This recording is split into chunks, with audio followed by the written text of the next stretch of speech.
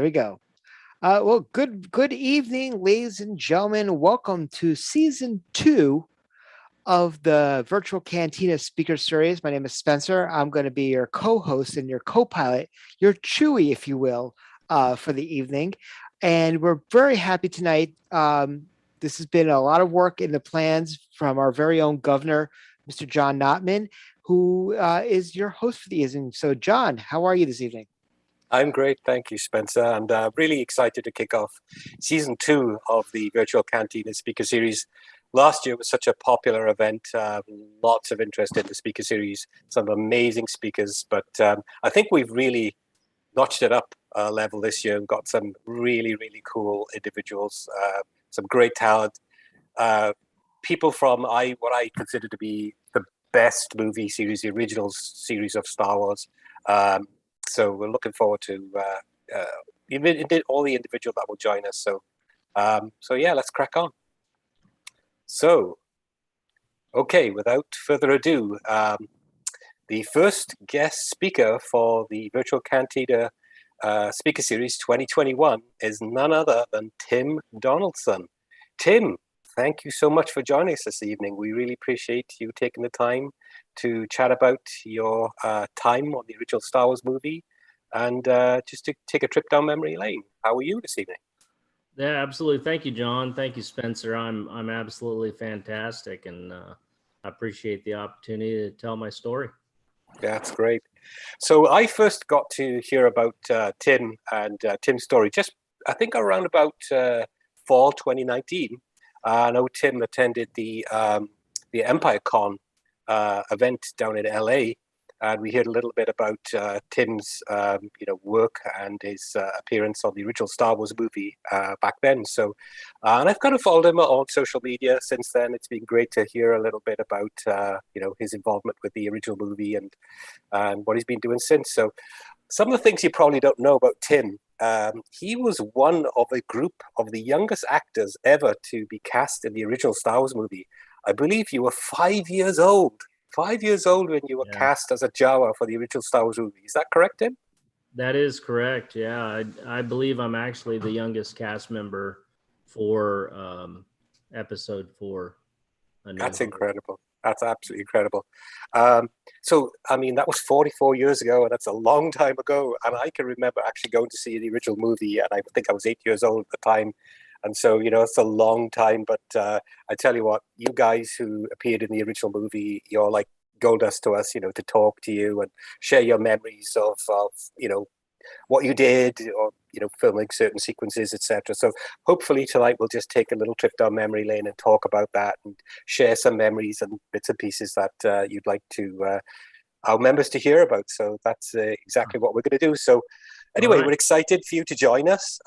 We just want to hear a little bit more about what happened, with your time on that particular movie and any, kind of stories you have about behind the scenes stuff. So we're going to have a kind of informal Q&A session just with myself and Spencer, and just, like I say, share your memories and, thoughts about, that galaxy far, far away in Death Valley back in 1977.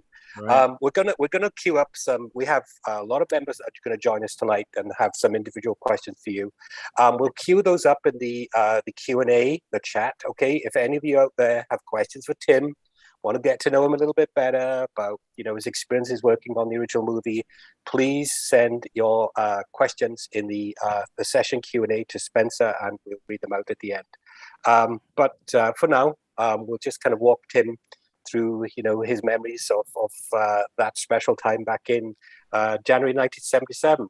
And before we get into that, Tim, I just want to show you and share with you just a little bit of a sequence I think you were involved with back in 1977. So I'm going to do that right away.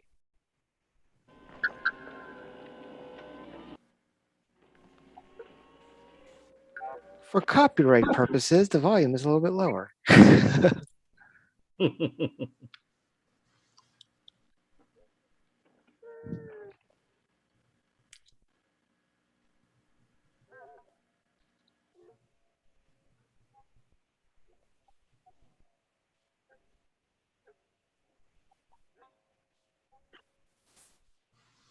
You got involved, the initial involvement with the saga? Yeah, so it kind of starts off with the troubles that George Lucas was having in the making of Star Wars. They were over in Tunisia for a lot of the scenes on Tatooine, and in fact, that the middle part where R2D2 gets shot is Tunisia. And my understanding is when they came back from Africa and got back over to the labs, some of the film had been destroyed, and or there was parts that George Lucas really felt needed to be filled in. And being so far over budget and not being able to go back to Africa, he tasked his crew with finding a similar location that was desert-like and that was relatively close. And they found Death Valley National Park. And my family happened to live there at the time. My dad was a park ranger, and we lived there. My dad and my mom, my sister and I, and they came to the schoolhouse. It was a one-room schoolhouse. I think it was K through 8, kindergarten through 8th grade. And because they already had Jawas that they had filmed for these scenes, they needed specific heights. So he asked that the kids be lined up and measured for the appropriate height. And I was one of the lucky 8. So at that point, he took us off after getting parental permission. They borrowed us for a couple of days to shoot those scenes. That's great. So what we're going to do right now is going to share, for those of you that have never seen Tim as a Jawa, we're going to share an image of Tim. I believe your sister took this picture. Is that correct, Tim? Yeah, that is correct. The story that I love to tell about my sister, she's a couple of years older than I am, was part of the 2nd grade class. I was in kindergarten. Most of the Jawas are 2nd graders. And she was a ½ inch too tall to be a Jawa. Yeah, she's still pretty bent out of shape. But 44 years. Get over it. No. Yeah, no kidding. Yeah, get over not being a part of the greatest film in the universe. It's probably not going to happen ever. All right. But she got to go as a chaperone for the couple of days. And my mom told her, make sure you take the camera. And that one picture that she took was probably taken, I think, with one of those little Kodak 110 cameras. And it's such a rare photograph to have, one of the faceless characters actually show my smiling face. So it's pretty special to have. Anyway, so to recap, basically, they wanted to reshoot some scenes. It's okay. This is Simon. Death Valley. Hello. Hi. Hello. He has no eyes. Oh, he's blind, but he's a good cat. So. Oh, that's wonderful. Thank you for sharing. Yeah, so he shared himself. Yeah. So Galaxy Far, Far Away came to Death Valley in 1977, and you were selected as part of the school there based on your height requirements, etc., or their height requirements, etc. So tell us a little bit about, you were selected. What was the next part of the process then? Did you meet the production crew? Were you, fitted for the costume? Tell us a little bit about that. Yeah, so day one, from my understanding, my memories are sketchy. It was a long time ago. I was very young. But we were taken down to the little motel that was there in Death Valley. And I remember we had a room that they had a lot of the props in. The costumes were in there, and we were test fit for those. And, our bandoliers were handed out and set aside for the next day of shooting. One of the things I remember there was getting to try on a Tusken Raider helmet. I thought that was pretty neat. Wow. We got to hold cool. their big rifle, which was pretty cool. I thought that was really neat as a young man and growing up in the era of Westerns. And yeah, so that's what I remember about that day, is just going out there and trying things on, and really not, I just didn't have any idea what I was doing, what I was a part of. I was just out of school. That was the best part. Yeah, I can remember those days with plays in school. You just dress up and just have fun, etc. So again, I know you were 5 years old, and I probably can't even remember when I was 5 years old. But did you have any recollections of meeting like any of the production crew? Apart from getting dressed up in the costumes, did you would you talk through the storyline, or did you really understand that it was a movie being shot at the time? I don't know that I really did. I mean, at the time, for a kid in Death Valley, I don't know that we even had a TV in the house. I may not have really known what movies were per se. And so I'm not sure, like, what it was. It was just, it was a different thing for me as a kid. I remember the adults being around, and that was obviously the production crew. And they were a part of it. And my sister was probably, now knowing how she is, she was, kind of a little bit bossy. She was probably my handler per se. And, but I just, I remember, having a lot of fun with it. Like it was just so different. It was like, okay, yeah, I'll go run around in the desert for a couple of days. It's, something different, and play with a robot, whatever a robot is. I had no idea what that was. Yeah. That's wonderful. So how many of the children were cast as Jawas from your school particularly? There was 8 of us. And the interesting thing is, we only know where 3 are. Oh. So there's 5 people, probably 51 years old out there, that have this same story of mine, that aren't sharing it with the world. Hopefully they're sharing it with their close friends, but that's always been kind of a mystery, is what happened to the other 5. No family stayed in Death Valley for any decent length of time. It was kind of a stopping point. My parents were in the Park Service. Joe Weber's parents were in the Park Service. Andrea Wickman's parents were artists and a part of the school. So, we just kind of came in for a couple of years and then went on about our way. And so that, it's just a funny thing that there's 5 folks out there that, could be telling the same story. So it's always been Absolutely. a mystery. Well, it sounds like the stars aligned, and it was just great that you were in the right place at the right time and selected to take a part, in a huge movie. So I wanted to talk a little. We'll just say the biggest movie ever. Yeah, absolutely. Probably didn't realize it at the time, but No, we know there's now. funny stories around that too. So I'm going to share a picture of one of the children as a Jawa from that particular sequence that you shot. Hope you can see that. And so what was it like to wear? Can you remember what it was like to wear the costume, particularly the mask with the lit up eyes and the gloves and the bandoliers? Any recollection of that particularly? Yeah, so the actual the robe was, I remember it being so heavy, and for a kid that probably didn't even own a jacket, it was just probably bizarre. I mean, living in the hottest place on the planet, or pretty close to it. I remember that being very difficult. Also, I remember having difficulty with the mask itself. I did try it on, but wasn't very comfortable in it. And so I ended up not wearing one during the shooting.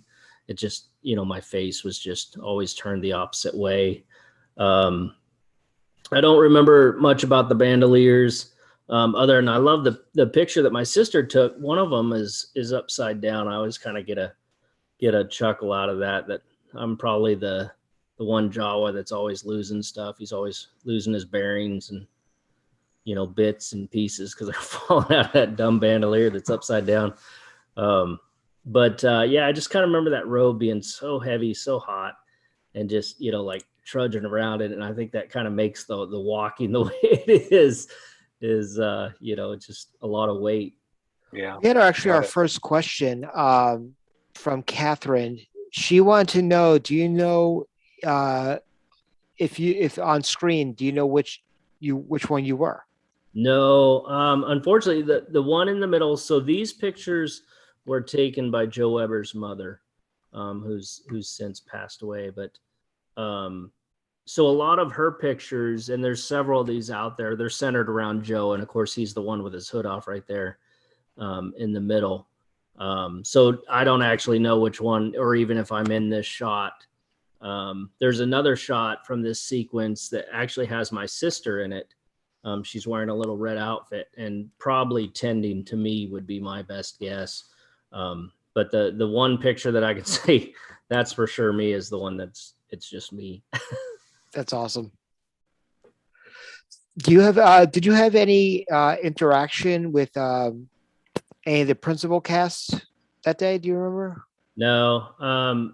The story is, and this is that photograph that I was speaking to, the little girl in the red pants and She on top, the right-hand side, yeah, of the picture. Yeah, so they're probably working on me would be my best guess. So, and then Joe must be the one facing the camera for his mother. So the story is that Mark Hamill was supposed to be not a part of this shoot, but out there during however long they were out there shooting. And that's when he got in his car accident coming to Death Valley, is what my understanding is. Yeah, we didn't get to meet any of the principals. Got it. So when did you? Oh, sorry, you're saying, John? No, I was going to say. Kind of moving on from meeting the principal. So when we saw some wonderful pictures of you being led down. I think it's from is it Artist Lane? It's called, or yeah, artist. I think it's Artist Palette Parkway or driveway or circle. Yeah, something like that. So you were led down into the kind of shooting area, and you kind of got into costume. And right. Were you given any kind of specific directions? Can you recall that? Was Lucas there himself, or any of the? Oh yeah. No, he's actually the one person I really do remember, and unfortunately, it's because of something somewhat negative. But it was kind of a funny thing. The R2D2 that we were carrying was one of the Kenny Baker R2D2s, and it when we would pick it up to carry it, because that's our part of the scene, as we pick him up and carry him up to the sand crawler that wasn't there, but his head kept falling off, and every time we'd pick him up, his head would fall off. And I just remember shooting and over again, and George Lucas getting quite upset about it. And you were talking about, there's several versions out there now, and I don't know when they redid that, was the 90s, when they redid the filming. You could actually see there was some electrical tape or something around the base of R2D2's head that they had holding it on so that we could carry him without it falling off. But I do remember George Lucas getting quite upset over that. That's incredible. And if you can, if you see this picture right now, I'm sure you've seen this before. Here's an image of R2 being worked on by some of the production crew. There was a technical issue, I believe, with the remote control robot at this point in time. So you guys hanging out, waiting for it to be repaired with your chaperones there in the background, standing around. Yeah. Just I remember, a lot of doing things over and over and over again, and it just must have, been hurting cats. Here's 8 students, between the ages of probably 5 and 8 years old, and not ever had any inkling of doing anything in the movies, films, TV, or anything like that. So it must have just been hurting cats for that poor crew. When did it hit you that you were in Star Wars? It was actually pretty late for me. A whole long family story, but my dad ended up moving away not long after this. And so that first summer that it was released, I was actually up in Yellowstone National Park with my father, and they didn't have a movie theater there. So I didn't get to see it that summer in the theater. And when I came back to Death Valley, it had already left the theaters that would have been in Las Vegas. So it probably wasn't until, I think there was some hype around it. I remember, Christmas is obviously involved a lot of toys and stuff, but until it came out on VHS is probably when I first saw the film actually. And I don't recall when that was, but interesting thing is I didn't actually see it in the theater until a couple of years ago. They were showing it down in Stockton at the Fox Theater, and I actually talked my way into that show. So, but it was pretty exciting. It was supposed to be the original cut. They actually have the original cut, but Lucas got involved and wouldn't let him show it. So that was kind of fun. So we're going to share an image of the sequence where when R2 gets hit by the gun and falls over, and here are this is a photograph of you and your classmates, I guess, carrying the robot. Now I believe, and I will put this out there, that I understand that you might be the Jawa that's in the middle of R2 on the left there, so you might be carrying him out of the canyon at that point. So the one that's, I think, the third along on this side of the photograph could well be you. Right. I do remember that the shortest gal, she was like extraordinarily short. She was the shortest of all of us, and I believe that's me right next to her. Even the load there. So that was fun. I remember that little guy being pretty heavy for us and awkward to carry. It wasn't like he was made to carry on his side. Well, didn't have handles or anything like that. So we really struggled, and then tripping over those dang robes. I was just going to say, you're in Death Valley. Think about it. You're 5 years old. You're in Death Valley. Even in January, it's still hot there. You're wearing a huge robe and you're carrying a very heavy tin can. And then up this rocky slope, my wife and I went back there a few years ago and found the spot that's behind you guys right now. And man, I tripped going up it today. So anyway, so I think most of us are familiar with that sequence, where R2 comes along, gets hit by, the Jawas, captured, carried out, etc. So we'll talk about, the Sandcrawler in a minute, but can you recall any kind of mishaps or anything going wrong apart from R2's head falling off all the time? Was there anything that you can recall that was just maybe funny for you guys, or things that just an amusing memory of that particular, experience or time? The one thing that really stands out, of course, is R2-D2's head not staying on. I mean, that was kind of the thing that we kept having to redo shoots because of. The rest of it, from my memory, went pretty well, but the whole feeling around this film and the community was something that was pretty crazy. Our teacher sat us down a few days later and told us, "Hey, you guys need to slow down here. You're not movie stars. The movie's not even going to make the box office. Like, you need to." Little did they know. Deflate your head. And my mom even wrote my grandmother a letter saying that I was in some B grade silly science fiction film. And they just didn't know, they didn't get it, up to that point, it was Buck Rogers and everything was pristine and clean. And here's a bunch of junk. I mean, straight up junk out there. And I think the adults kind of just all kind of giggled about it. It's like, oh my gosh, this is going to be just such a flop. What a waste of money. So just kind of a funny thing about it.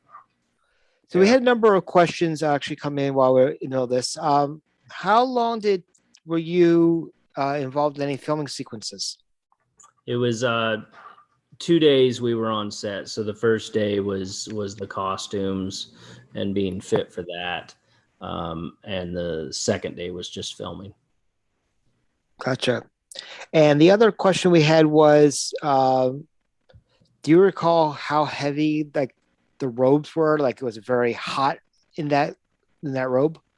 Well, it was January, so at least they were kind to us in that aspect. They didn't show up in the hottest months of the year. But I remember them being exceptionally heavy. Like it was more heavy than anything I'd ever owned or worn. I'm not sure I owned a pair of pants at that time. It was just shorts. All I did was run around in shorts and t-shirts as a kid. I mean, every picture I see from Death Valley, that's what I'm wearing, shorts and t-shirts. So it's I just remember that robe just being so heavy, and I imagine it was probably pretty hot too. Got it. Yeah. So I was going to say, you mentioned a minute ago, your teacher and your family saying, this is going to be nothing. And don't you often think about going back and speaking to them and saying, look, you said this wasn't going to be anything, but look what happened to this movie. It's just Yeah. went totally off the charts. I mean, it is the big joke now, right? It's like, oh my gosh, if we'd only known, we would have taken more pictures and we would have been more involved in it, but it just wasn't anything, that had come around to this point. So they just didn't give any credit. And, my mom just kind of rolls her eyes like, yeah, whatever. So this is an image of you and your, again, classmates being led, I guess, out of the canyon where you shot those sequences and, being helped up out of that area, as you can see. And I hear a rumor, I mean, you said that you had 2 days of, shooting sequences, and I heard a rumor that you got paid for that. And so, just out of interest, what was the pay rate for those 2 days, even for a 5-year-old? From what my mother says, we got paid $25 in cash. Wow. Yeah, which for a 5-year-old, At that time, yeah, that's pretty darn good money. I couldn't tell you what I did with it. I don't know what happened to it, but yeah, that's what my mom told me. As I came home with $25 in cash. So, oh, that's incredible. So anyway, you had your 2 days. You filmed the sequences as part of the original Star Wars movie, and as Spencer mentioned, I think we talked about you didn't see the final movie for quite some time, but you knew you had a part of the history of making of that movie. So, from there we go on to The Empire Strikes Back, Return of the Jedi. I mean, what were your feelings around those movies? Were you, obviously a certain amount of pride of being involved in the original movies, but did you go and see the following movies, The Empire Strikes Back, Return of the Jedi, etc.? oh, absolutely. I remember standing in line for Empire Strikes Back, and it's kind of a funny story wrapped around Return of the Jedi. My mother had taken my sister and I into San Francisco to run a marathon called Beta Breakers, and we're driving down the street, and here's this theater. It says they got Return of the Jedi, and we were begging my mom, so she parked the car, and we went up and bought tickets and walked inside, and they just opened the door for us. So we walked in and bought our popcorn and went, and they ushered us into this theater, and it was empty.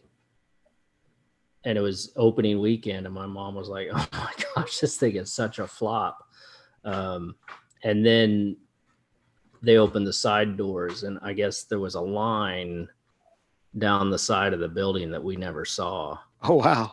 And so for some reason, we just lucked out. We're like sitting prime seats in the middle of the theater, and like, all these other people get in the side. They're like, oh man, they must be like the theater's kids or something like that. I don't know, but kind of a funny thing. Got red carpet treatment by accident. Wow. I was in the original movie. Yeah. That's a wonderful story. Yeah, that was kind of fun. Little did you and your mother know that Empire Strikes Back is revered as probably the biggest sequel and the biggest reveal in cinematic history. So yeah.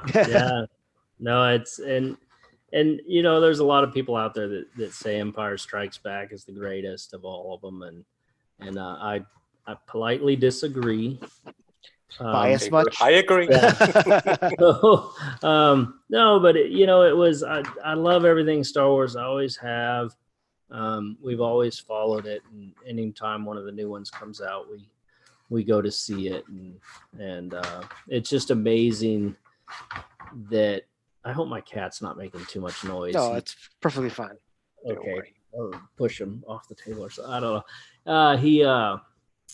It's just amazing that Disney's picked it up now, and it's just continuing on. I was in a store today, and there's still Star Wars toys out there, and it's just, it's phenomenal. And everywhere you go, you see, people with stickers on their cars and wearing T-shirts, and it's still alive, and that's the amazing thing. And I'm really glad they picked it up, and I think they're doing a phenomenal job and really trying to stay true to the history of what it was, and all the little,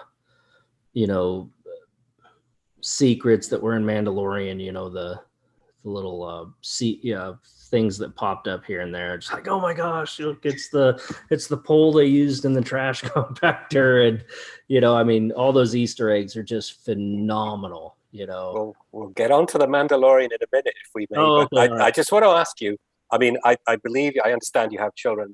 Do you tell them about Dad's time with the original movie? Are they proud of that? I would imagine they would be. Oh, absolutely. But there's some funny stuff around all of this. So my story kind of is that we lived in Death Valley for a few years. I got to be a part of this. And when I was 7 years old, we moved away, and our next park we went to was Yosemite National Park. And I told the story, but the first thing people ask is like, "Oh, are you in the credits?" And it's like, no, I'm not, but that's me. And to be honest, a lot of people didn't believe me, and I really kind of quit telling the story. And it went dormant for a long, long time. And it wasn't really, well, I told my wife and my kids and stuff like that. But when my kids grew up, when they were young, it was kind of the Star Wars dead zone. Like, there wasn't films being made. They weren't the hot films for kids to see. So, when I forced them to watch this, they're like, "Oh, what's this?" Of course now they're like, "Oh my God," it's absolutely amazing. But yeah, it really wasn't until about 2018 when I was approached by autograph collectors that I started telling the story again. What do your kids think about the fact that Dad is getting asked for autographs? They love it. In fact, the oldest, she was down at Empire Con, and I remember I could see her, I'd be sitting at the table signing autographs. I remember like her just standing back, just going, "Man, this is crazy," I'm thinking the same thing. So, this is nuts. It's just unreal to me. Fans are amazing, and I'm so glad that I get to do this now and tell my story. And I really couldn't have come in a better time of my life. I've got the time now. I can contribute to it, where, if I'd been chasing this since the 80s, that, I'd probably be burned out of it by now. How did it feel for you when you went to your as a guest to your first con? Oh, it was unreal. So I'm gonna try to get rid of this guy. Sorry. No worries at all. So the story goes that in 2018, I was contacted by autograph collectors, and they wanted to come to the house here, or come to Sacramento and have me sign autographs, and they'd pay me for it. And I just really thought these people were kooks. I was like, "There's no way. Like, why? Who would want my autograph? It doesn't make any sense."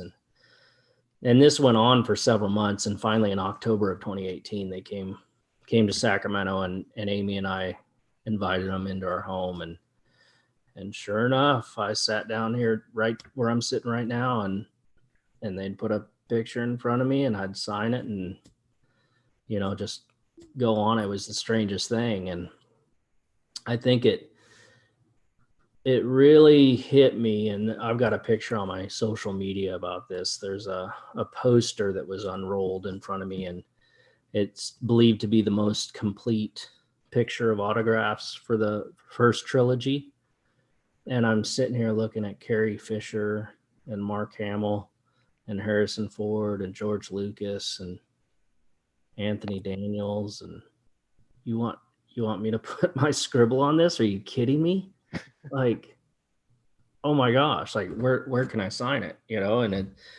And I signed that poster, and I think that's when it hit me that like this is real. Like, this, they're listening to me, that I'm telling my story, and they enjoy it.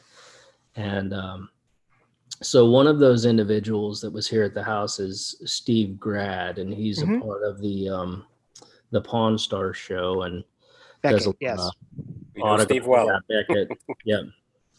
I actually saw him this weekend at a con. Oh, I'm sorry. So anywho, he had to introduce himself as being a part of the Pawn Stars, and oh yeah, I think I know who you are. So when he was leaving, he said, "Hey, there's an opportunity to travel around and sign autographs if you'd be interested." And I said, "Yeah, sure, okay." And it was the next March of 2019. My phone rang, and it was Steve, and he said, "Hey, do you want to go to England to a Comic-Con?" Yeah. And I just said yes. And like, I remember my wife saying, "Well, how much?" And I don't care. I mean, like, are you kidding me? And so anyway, that was the London Film and Comic-Con Birmingham edition. And myself and Andrea Wickman got sent over to Birmingham for the weekend to sign autographs, and it was a nightmare getting there. I don't remember how many hours we were traveling. It was something like 32. We got stuck in Amsterdam. It was a whole mess, and we finally get to the hotel, and it was late. We had to get up early in the morning and get over there. And I remember coming out and climbing on the bus, and here's Danny Glover and a whole bunch of folks from The Walking Dead and Mads Mikkelsen. And I was like, oh my gosh, like, look at all these people there, and I remember going to the show, the convention center. We got off the bus and filed out, and there's all these people in line to go into the Comic-Con, and they're just staring and taking pictures. And I'm like, oh my gosh, they're kind of here to see me. That's pretty wild. And then to have folks, and it happened several times, there was folks at that show that had just come to see Andrea and I, because that was our first show ever. And it was phenomenal. It was so much fun talking to fans and signing autographs. Well, that's great to hear that. So I was going to ask you, that was going to be not my last question, but my penultimate question is going to be, so you still in touch with Joe Weber and Andrea Whitman Miller? Are they actively in contact with you? Oh yeah. Andrea lives pretty close by. It's not like we get together or anything like that, but we're in close contact. Joe's a little tougher. He doesn't use social media as much. But yeah, we're in touch by email, and it was Andrea and I hadn't seen each other since, it would have been 1979 when we met up at the airport for the Comic-Con. So that was pretty exciting. Just hit it off, developed a great friendship, and we've done a few other signings since, some private signings, and then Empire Con we did together. And then Joe, I haven't seen Joe since 1979. Wow. I got in touch with him because of this. I actually had his contact before the signings happened, and then I happened to tell him, I said, "Hey, I know I know where Joe Weber is. So, but he's back on the East Coast, and so we don't get to see him. So Do you have before we any? go Oh, before I'm we go sorry. into our Yeah, before we yeah. go into our regular Q&A, I was going to ask you, we touched on the Mandalorian now. We jumped from the original Star Wars movie through to Empire Strikes Back. Return of the Jedi is our first return to Tatooine, but we don't see any real sequences with Jawas involved, but we do with the Mandalorian. Yeah. So tell me about your thoughts about back. What do you think about that? I mean, when you watched that sequence, like we all did, right? You watched the episode with the Jawas, with the Mandalorian and the egg, etc. I mean, what did you think and feel about that when you saw it? Oh, it was absolutely amazing. We kicked Mando's butt. I mean, come on, like nobody else did that the whole series, and we ended up doing it. So it's just great that they keep that character around. These happen to be the off-world Jawas, which is cool for me because we're not just on Tatooine, and I think that's pretty spectacular that that character is recognized as having longevity and being out there. So that's pretty spectacular. So I was stoked to see him. It was such a surprise. Yeah. When they showed up in the Mandalorian, I was like, oh my gosh. Yeah. I think all of us who love the original trilogy just were blown away when we saw that sequence. It was just such a great nod to the past and a love letter to people that loved the original series. So, sorry, Spencer, you're going to ask a question. So actually, I have a couple of questions. The first one is, do you still have any of the original Ken or Jawa figures? No, I was one of those kids that I probably had one, but I played with them hard. Yeah, we all did. I understand. I've got a really good friend that I've met through this, that he was one of those kids that kept everything in a box and put it on a shelf, and that was his joy, just having it up there. And I'm like, oh my gosh, my stuff got blown up with firecrackers, and that was they'd be well worn if I still had them. No problem. And are you scheduled for any shows coming up, or where could some of our members see you in the future? Well, this has been a tough year and a half, and I don't. We're not out of the woods yet. We're still working through this whole mess, and I did go a little media dark, during 2020. It was just kind of a weird thing in the world, and it's good to see that now conventions are starting to happen again. My true hope is to get into Star Wars convention. We got Celebration coming up in Anaheim next year. Yeah, the Celebration. I for me, I think that's it's my understanding that you have to actually be recognized by Lucas to be a part of the celebration, and so being invited to that would just be absolutely outstanding. And for me, that would be like Lucasfilm giving me the nod and say, yeah, he was part of our family back then. So but other than that, I don't have any plans set up at all for any visits, and it's it's not that I don't want to. It's just I haven't been invited. I don't do many shows.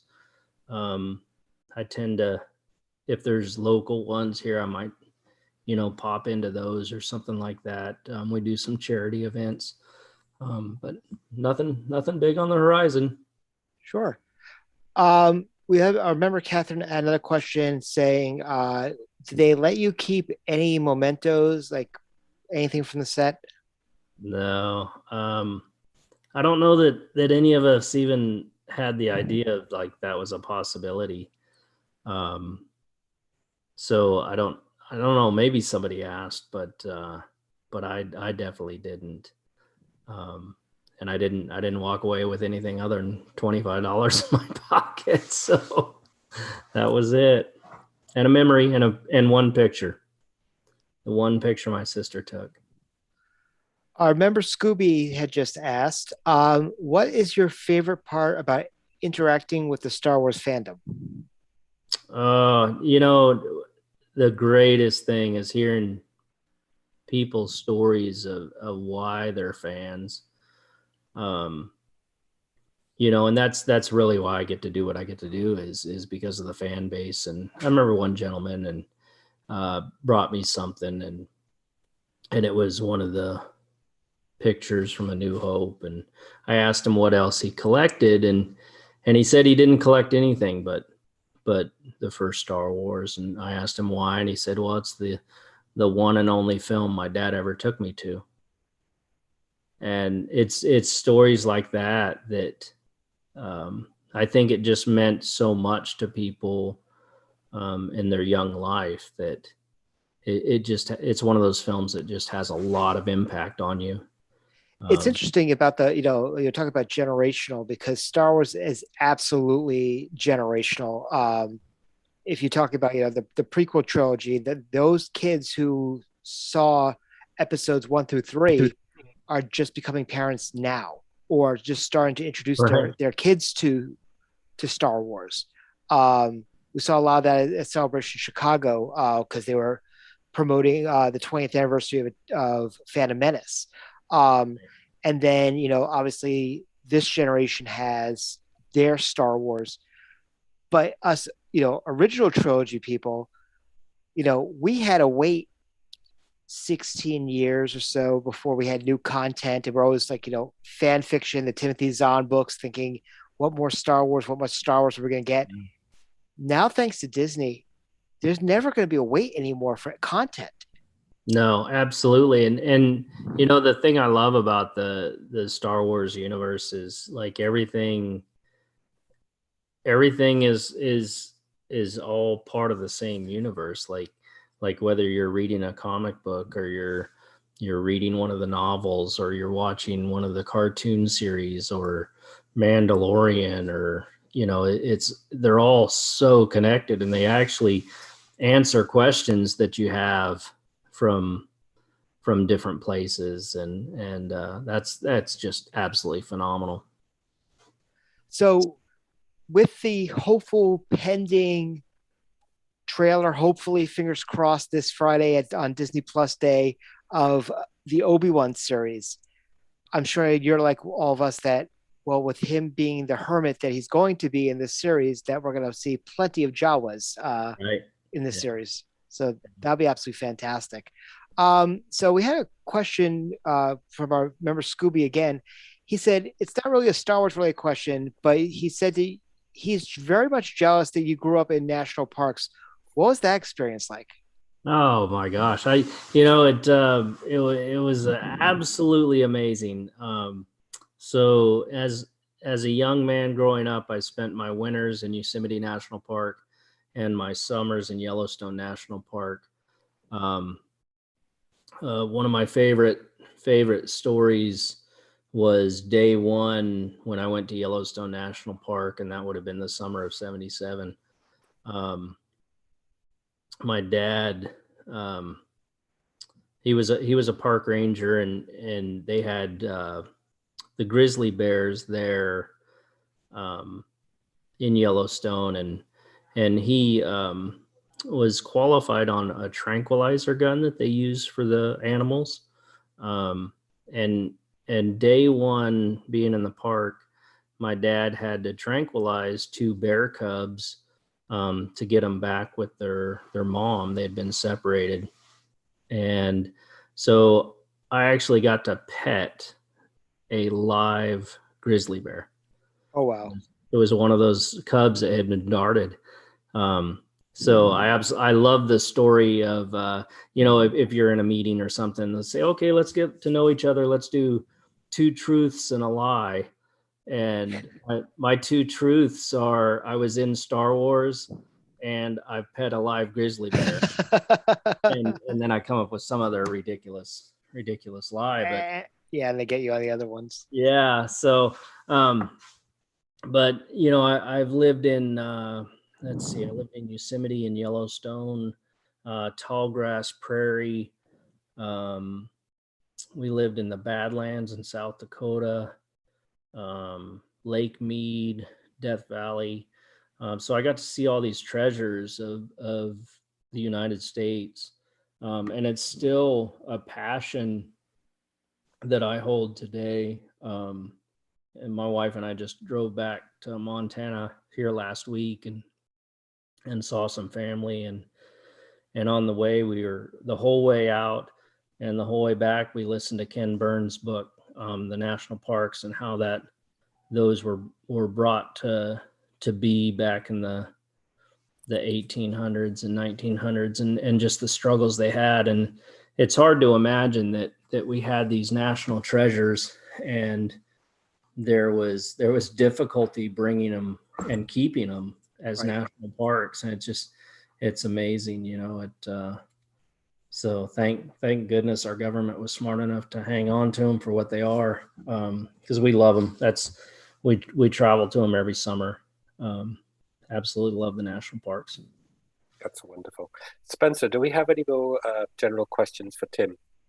Well, here's the question I have is, being a fan yourself, not just, obviously having a part in there, when it always had a cult following. You knew that, we all grew up there. Did you feel the change? Like, did you even imagine Star Wars become as big as it is right now after the Disney merger? Well, I don't know that I ever really had a grasp of how big it actually was, because I've talked to people and they're like, man, you could have been signing autographs back in the 80s at these conventions. And I had no idea. I'd never been to a Comic-Con until 2019. I didn't really realize. I mean, I know there's fans that, people would buy the merchandise and they would go to the shows and stuff, but I kind of, this whole other world of, for lack of better terms, the super fan. I just didn't realize how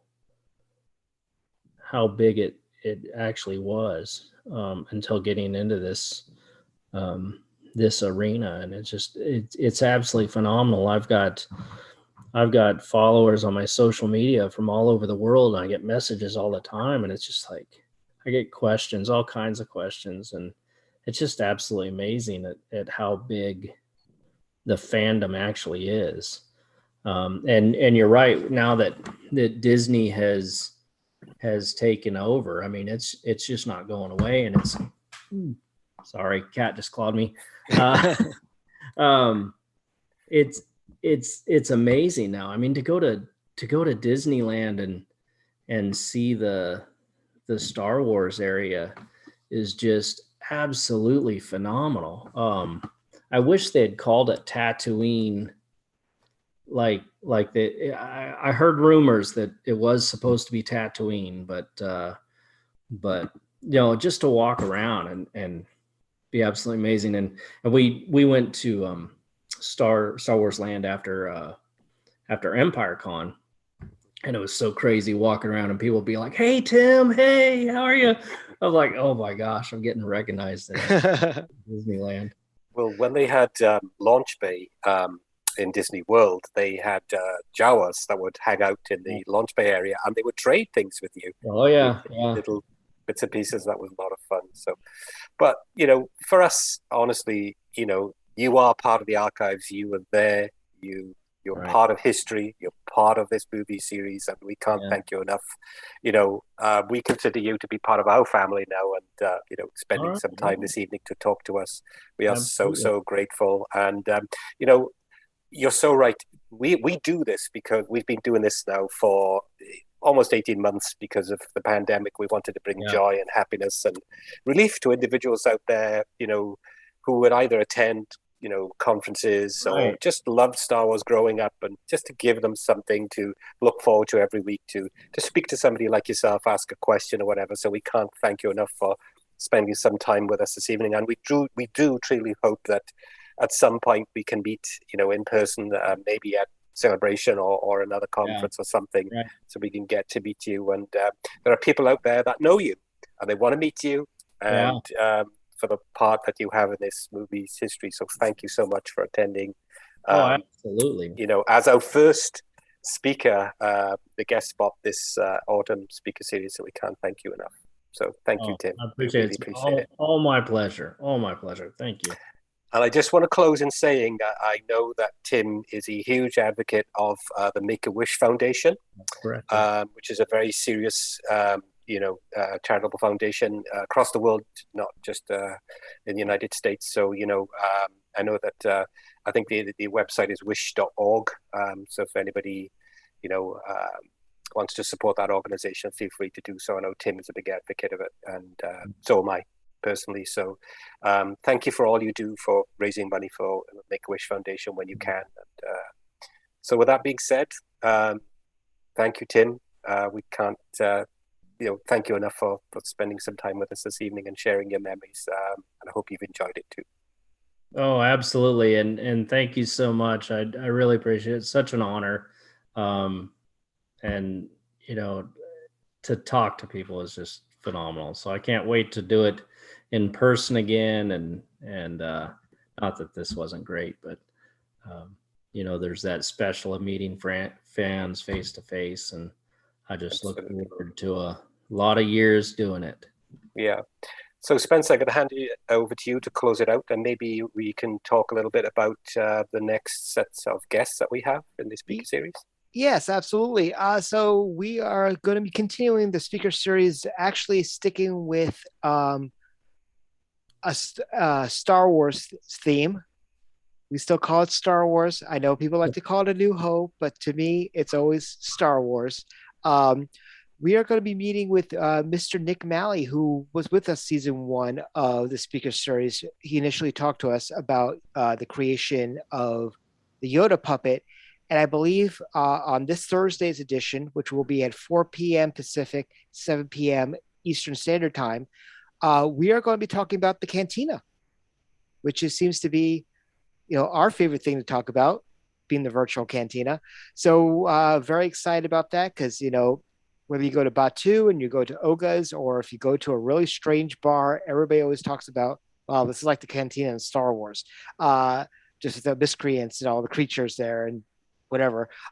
So we're very excited about that. We got a bunch of other shows coming up, including starting next week. We're starting our countdown to the Book of Boba Fett, where we're going to watch the entire arc of the character Boba Fett, starting with Attack of the Clones and ending on December 30th with episode 1 of the book. So some great stuff. Please keep a lookout on the Virtual Cantina Network, which is on youtube.com/the Virtual Cantina Network, all one word. And also on our Facebook page for more information about all of our shows, whether it be the Jedi Archives, whether it be Unifying Force, or any of our merchandise we have available on TeePublic, or our shirts are there. But once again, thank you very much to Tim.